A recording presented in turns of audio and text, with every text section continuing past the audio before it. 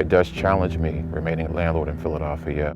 I don't know how long I'll be able to keep this up without going in deeper debt.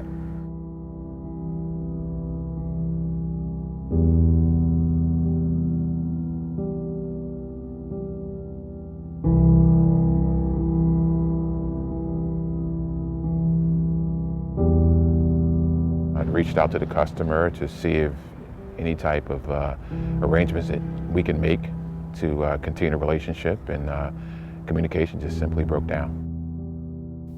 For 6 months, the phone calls, text messages, emails, and certified letters Kenyatta Moore sent to a tenant in one of his 2 duplexes all went unanswered. I even swung past the property and knocked on the door to see if he and I can sit and have a discussion about how we can work things out. The customer got a little belligerent towards me, and it really got a little hostile. With no rent coming in, the bills were piling up, and Kenyatta says his options and money were running out. Drastic action was his only solution.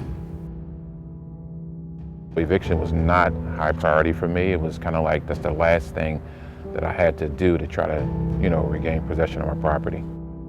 The eviction court ruled in Kenyatta's favor, ordering the tenant to leave the property by mid-March of 2020, just as the coronavirus pandemic was shutting down everything in Philadelphia and a new city eviction moratorium and COVID emergency housing laws took hold. He realized that he had the protection of the city at that point, that he didn't have to even try to negotiate or try to work things out at this point.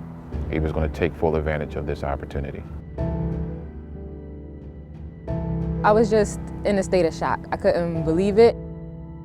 Landlord Rebecca Goins is a different casualty of the city's COVID tenant housing laws.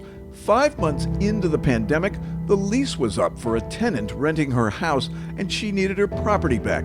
But she says the tenant, who has a job, told her point blank he's not leaving, and then stopped paying. He's never once expressed to me how COVID has ever affected him. No financial issue when it comes to COVID.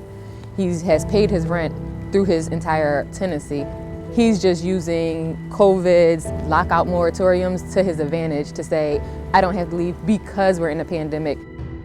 Many Hapco Philadelphia landlords feel the city of Philadelphia is lumping pre-pandemic bad tenant cases together with legitimate COVID tenant hardships.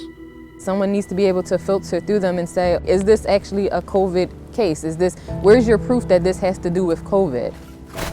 What I plan to do is eventually, once this is over, stop investing in Philadelphia, pull right out of Philadelphia.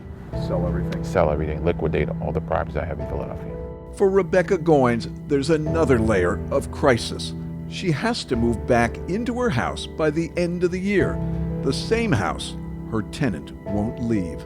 Everything I work hard for, and I'm paying and providing a place for him to live comfortably, and I'm homeless. I just want to go home.